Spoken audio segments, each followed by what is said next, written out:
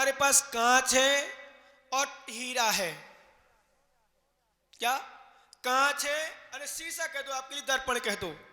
दर्पण में आप चेहरा देख सकते हो, हीरा में चेहरा नहीं देख सकते। कथनचित मान लो हीरा में चेहरा नहीं दिखता और कांच में चेहरा दिख रहा है, मात्र आपके सुंदरता का कारण बन सकता है। यदि कहीं गंदगी लगी सफाई कर लो, तो साथ में कांच के साथ आपको फेयर एंड लवली, शैम्पू, कंघी और भेंट की जा रही, और एक तरफ एक थाली भर कांच हीरे रखे हैं।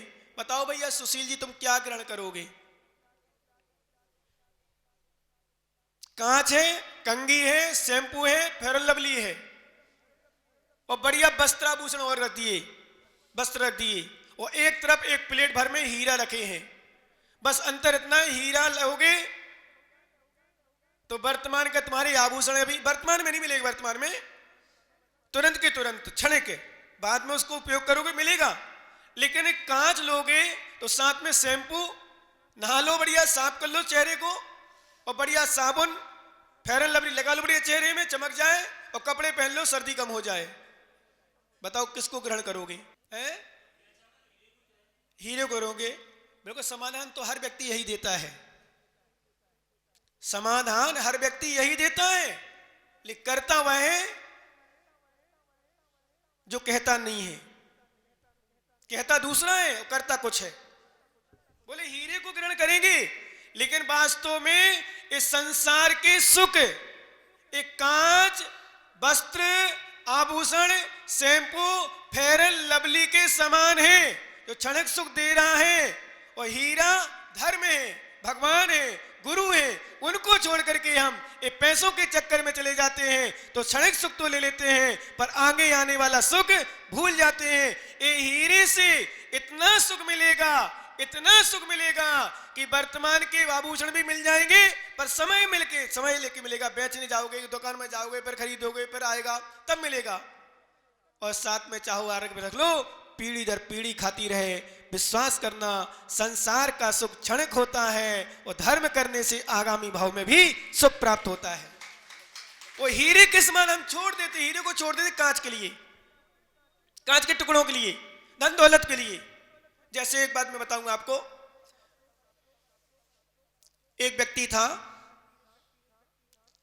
उसको रास्ते में एक हीरे से भरी थैली मिल गई। क्या मिल गई? थैली। अब ध्यान देना। और जैसे हीरे से भरी थैली मिली, वो नदी के किनारे बैठ गया। नदी के किनारे एक वृक्ष लगा था, उसमें कौवा बैठा था, कांव कांव कर रहा था। नदी के किनारे बैठा बैठा वो हीरे को पत्थर समझ करके, उसको ज्ञान नहीं था, उसने पत्थर समझ करके वो कौवा को भगाने के लिए क्या किया? मारा। मारते मारते कौवा भागा नहीं, छोटा सा पत्थर था, वो हीरा था क्योंकि, और मारते मारते उसने पूरे पत्थर खो दिए, एक पत्थर बचा लास्ट में। वो सोचता है मेरे घर में बच्चा है छोटा सा, उसके काम आ जाएगा, उसको खेलने दे दूंगा। तो आ जाता है, और जैसे ही आता है घर में अपने बच्चे को खेलने दे देता है। कुछ समय बाद उसकी पत्नी बोली अपने घर में नमक नहीं है, नमक ले आओ। और यार पैसे ही नहीं है, ऐसे भी लोग हैं, ध्यान रखना, आराव में होंगे। हम देखते कभी कभी अनुभव करते गांव में खाने के लिए सब्जी नहीं मिलती, कई बार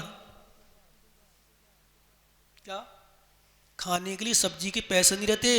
और ऐसे घर होंगे कई, पता कर लो अराव में तुम्हारे गांव में, विश्वास करना ऐसे घर होंगे जिनके यहाँ रोटी में घी लगाने के लिए पैसा नहीं होंगे, सूखी रोटी खाते होंगे। पता करो, जाओ सर्वे करो। क्या रोटी में घी लगाने के लिए पैसा नहीं होंगे, सब्जी के साथ रोटी खाने के लिए पैसे नहीं होंगे, ऐसे भी लोग होंगे।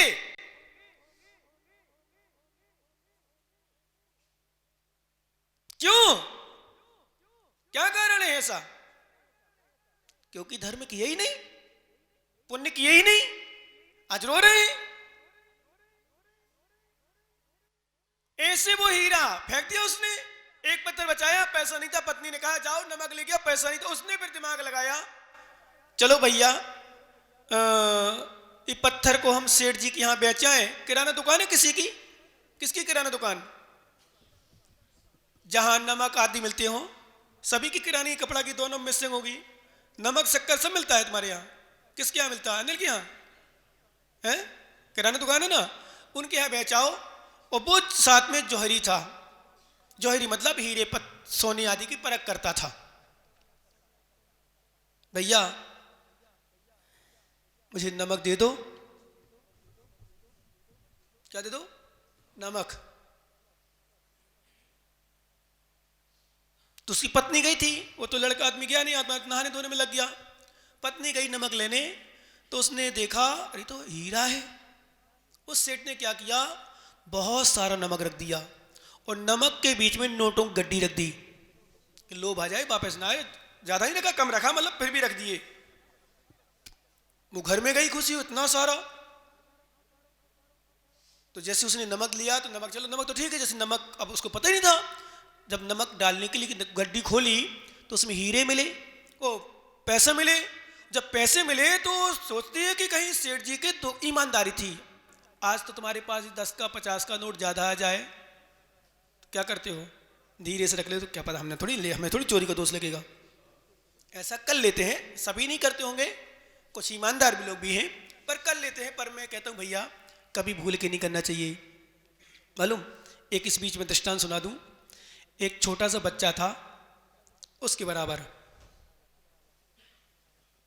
उसका पिता था, और पिता पुत्र दोनों, ध्यान देना, पिता पुत्र दोनों कहीं जा रहे थे। तो पिता को भूख लगी, बेटे को भूख लगी, साथ में बेटे से कहा बेटा जा बाजार में सामग्री लिया। तो पिता पेड़ के नीचे, गर्मी का मौसम था, पेड़ के नीचे बैठ गया छाया में। बेटा गया बाजार में सामग्री लेने, वहां उसको एक पैसों की नोटों की थैली मिल गई, नोटों से भरी थैली मिल गई, पर्स मिल गया इसको कहें। अब पर्स मिला तो मालूम, वो खोजने लगा किसी को, किसकी है नोट की थैली। नोट भरे तो खूब सारे, अच्छी थैली थी, मतलब पर्स क्या बड़ी थैली थी। वो खोजने लगा किसकी थैली है, वापस कर दूं। पहले तो मैं आपसे पूछना चाहता हूं, आपको मिलती तो आप क्या करते भैया? ईमानदारी से खोजते क्या? बोलो क्या नहीं है? नोटों की थैली क्या, क्यों बच्चों? यदि 20 का नोट मिल जाए तो चलो चाट तो खाए आएंगे, कुरकुरे ले लेंगे। 10 का नोट मिल जाए कुरकुरे ले लेंगे। 5 की भी कुरकुरे, कितने में कुरकुरे आते भैया? 5 रुपए कुरके ले आएंगे। नहीं, निहितम बा पत्तम बा सुवृतम बा परस विशिष्टम ना हरत ये निचता तत्ते तत्कृष्ट प्रणम। आचार्य भाई लिखा, कोई गिरी हुई वस्तु, पड़ी हुई चीज, किसी की भूली हुई चीज नहीं उठाना, ना उठा के देना। कुछ ज्ञानी जैनी लोग कहते हैं बोले मारे उठा के हम गरीब को दे देंगे या मंदिर की गुल्लक में डाल देंगे। नहीं, मंदिर की गुल्लक में नहीं डालना, कहीं जमीन बाहर, हाँ मंदिर के अंदर, यहाँ ग्राउंड में गिराओ, अलग विषय है। पूछो किसका है वो बच्चा, छोटा सा बच्चा, ध्यान रखना क्या नहीं, वो देखता है, तलाश करता है किसका? मालूम क्या हुआ? नोटों की थैली के लिए किसका है देखती रही, क्योंकि वो चिंतन करता थी मेरे नोट गिरे होते तो मुझे कैसा लगता, क्या मेरे नोट गिरे होते तो मुझे कैसा लगता। ध्यान देना क्या नहीं, समझना थोड़ा विषय को। मेरे नोट गिरे तो देखता है, दिन भर देखता है उसको, देखता देखता है एक व्यक्ति आ जाता, भैया आप क्या देख रहे हो यहां, क्या है यहां? बोले मेरे नोटों की थैली गिर गई है और नोट मिल नहीं रहे, इसलिए मैं खोज रहा हूं कहां पर है। तो बोले भैया ये तो नहीं है कहीं नोटों की थैली आपकी, आप पहचानो? बोले हाँ बेटा यही है मेरी नोटों की थैली। उसने जैसे ली बड़ा खुश हुआ, और जैसे खुश हुआ उसमें से, ध्यान देना थोड़ा सा, उसमें से कुछ नोट निकाले, उस बच्चे को देने के लिए तैयार हुआ। बेटा तू रख ले, तेरे खर्च में काम आएंगे, तेने मुझे थैली दी। मालूम बच्चा क्या कहता है? भैया, अंकल जी, दादाजी, जो भी कहता है, बोले मुझे यदि नोट चाहिए होते तो मैं तुम्हारे पूरे नोटों की थैली लेके चला जाता, मैं तुम्हारे कुछ नोट क्यों लेता? मालूम, जैसे वो नोटों को वापस ले गया, वापस आता है, पिताजी मिलते हैं, बेटा तू लेट कैसे हो गया? ध्यान रखना क्या नहीं, तू लोट कैसे हो गया? बोले पिताजी ऐसी ऐसी घटना उसने सुनाई। बोले फिर क्या हुआ? बोले नोट की थैली मिली, मैंने इंतजार किया। बोले फिर क्या हुआ? उसने मुझे नोट देना चाहे, और नोट देना चाहे तो मालूम क्या बोलता है? इस बीच में एक घटना घटती है। एक चातक पक्षी जो पानी की प्यास में प्यासा था, अपनी मां से कहता मुझे मां पानी पीना है। बोले बेटा अभी पानी नहीं है, यहां पानी कहां, अपन तो ओस की बूंद अथवा क्या बोलते हैं स्वाति नक्षत्र का पानी पीते हैं, वो पानी शुद्ध पानी पीते हैं, ऐसे पानी। बोले मां मैं सरोवर में जाऊंगा, विशाल सागर में, वहां पानी पी के आऊंगा। बोले बेटा ध्यान रखना, यहां वहां नाली नदियों का पानी मत पीना, जा तुझे पीना हो। तो वो चातक पक्षी वृक्ष के ऊपर बैठा था, जिस वृक्ष पर दादा बैठा था, ध्यान रखना नीचे बैठा था वृक्ष के नीचे। उस वृक्ष पर चातक पक्षी पानी पीने की आस में गया था, और पानी पीने के लिए तलाश में गया, पानी खोजने गया। वो चातक पक्षी बैठा हुआ था। तो मालूम जब उस बेटे ने, अब आ जाओ अपने स्थान पर, उस बेटे ने, ध्यान देना ज्ञानी मुकेश भैया, उस बेटे ने कहा पिताजी मुझे नोटों की गड्डी मिली, मैं उसको देना चाहता था, पर मैंने दे दिया, उसने मुझे कुछ नोट निकाल के दिए तो मैंने मना कर दिया। बोले क्यों बेटा? बोले मैंने कहा पिताजी यदि मुझे नोट चाहिए होते तो मैं पूरे नोट ले जाता, तुम्हारे अधूरे क्यों रखता? तो मालूम उस पिता ने, ध्यान रखना ज्ञानी, उस पिता ने अपने बेटे को सीने से लगाया, और सीने से लगा के, बेटा आज तूने मेरी लाज, आज तूने मेरे कुल की आन मान शान उस चातक पक्षी की तरह रखा है। क्या? उस चातक पक्षी की तरह रखा है कि मृत्यु का वर्ण कर लेता है पर नदियां नाली का पानी नहीं पीता। बेटा आज तूने मेरे धर्म की लाज रखी, मेरे कुल की लाज रखी है, धन्य मुझे गर्व है तेरे जैसे बच्चों पर पा करके। मालूम यहां चातक पक्षी भी सुन रहा था, यहां चातक पक्षी सुन रहा था, और चातक पक्षी पानी पीने नहीं जाता है और वापस चला जाता है। कहां? अपनी मां के पास। मां पूछती बेटा तू नालियों का पानी पी के आ गया कितनी जल्दी? बोले मां मैंने पानी पिया ही नहीं है। ध्यान देना ज्ञानी, अराव वालों विशेष रूप सुनना।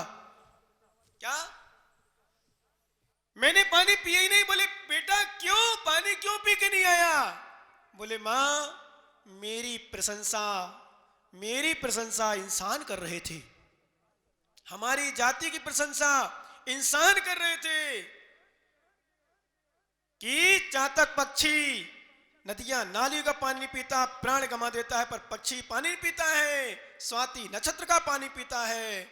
मां मैंने सुना, मेरे कान मजबूत हो गए, मैंने कहा नहीं मुझे ऐसा पानी नहीं पीना। मुकेश भैया ध्यान सुनना, मुझे पानी ऐसे नहीं पीना। मालूम जब इंसान मेरी प्रशंसा कर रहे थे तो मुझे पानी पीने की इच्छा मेरी समाप्त हो गई। जब मेरे इंसान मेरी प्रशंसा कर रहे हैं तो मुझे प्राण दे देना श्रेष्ठ है, पर अपने कुल की आन बान शान को कायम रखना और ज्यादा श्रेष्ठ होता। ध्यान रखना, बिल्कुल हमारा कर्तव्य है, हम अपने कुल की आन बान शान रखें। मैं अपने जैनी भाइयों से कहता हूं ज्ञानी जैनी भाइयों, तुम्हारी प्रशंसा हर जाति के लोग करते हैं।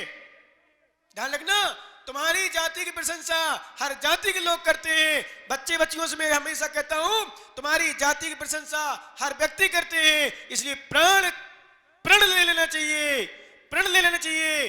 प्राण चले जाएं कोई परवाह नहीं, पर अपनी जाति अपनी कुल की आन बान शान हमारे साथ कायम रहे, ऐसा काम करना चाहिए। ऐसा इस समाज में, इस जाति में जन्म लेने के बाद ऐसा कोई काम नहीं करना चाहिए जिससे तुम्हारे एक के कारण पूरी समाज में कलंक लगे। ऐसा काम नहीं करना चाहिए, हमारे एक के कारण से पूरी समाज में कलंक लगे, ऐसा काम कभी करना ही नहीं चाहिए। प्रतिज्ञा में तो हमेशा बच्चे बच्चियों जब प्रवचन करता हूं, सिरसागंज वगैरह में बहुत सारी बच्ची आती थी, बहुत सारे आते थे, एक ही उपदेश देता था, ऐसा काम गलत नहीं करना जो तुम्हारे खातिर तुम्हारे माता पिता को अपना चेहरा नीचे दिखाना पड़े। कम से कम तुम ब्राह्मी सुंदरी नहीं बन सकती जिसने अपने माता पिता की रक्षा के लिए, क्या अपने माता पिता की रक्षा के लिए, अपने पिताजी का सम्मान रखने के लिए आजीवन ब्रह्मचर्य ले लिया था। किसने लिया था? ब्राह्मी सुंदरी ने अपने पिताजी से पूछा था एक शब्द विशाल सवाल कि पिताजी हर राज्य के राजा आपके चरणों में आते हैं, नतमस्तक होते हैं, सम्मान देते हैं, भेंट देते हैं। क्या ऐसा कोई व्यक्ति नहीं है संसार में जिसको आप सम्मान करो? तो तीर्थंकर आदिनाथ की दृष्टि नीचे हो गई। बोले पिताजी ये कोई समाधान थोड़ी है, आपकी दृष्टि नीचे कैसे हो गई? बोले बेटी अभी तक तो किसी का सम्मान नहीं किया, ध्यान रखना जितनी बेटियां यहाँ हैं, अभी तक मैंने किसी का सम्मान नहीं किया, लेकिन जिसके हाथों में तुम्हें सौंपूंगा उसका सम्मान मुझे करना पड़ेगा। दोनों ब्राह्मी और सुंदरी बेटियां मालूम पिताजी से कहते हैं पिताजी यदि हम लोगों के खाते तुम्हारा सिर नीचे हो या सम्मान करना पड़े, हम आदिनाथ के पुत्र हैं, हम दोनों पुत्रियां हैं, हम ऐसा काम नहीं करने देंगे जिससे हमारे पिताजी का सिर नीचे हो, सम्मान करना पड़े। हम दोनों आज से आजीवन ब्रह्मचर्य व्रत लेते हैं। मैं हमेशा कहता हूं अपनी बच्चियों से, अपनी मतलब समाज की बच्चियों से, यदि आप अपनी माता पिता का इतना ना कर पाओ, आजीवन ब्रह्मचर्य ना ले पाओ, तो कम से कम इतना तो करना चाहिए कि अपने माता पिता को चेहरा नीचे ना हो, उनका शान से ऊपर हमेशा बन रहे, इतना तो हमेशा करना चाहिए।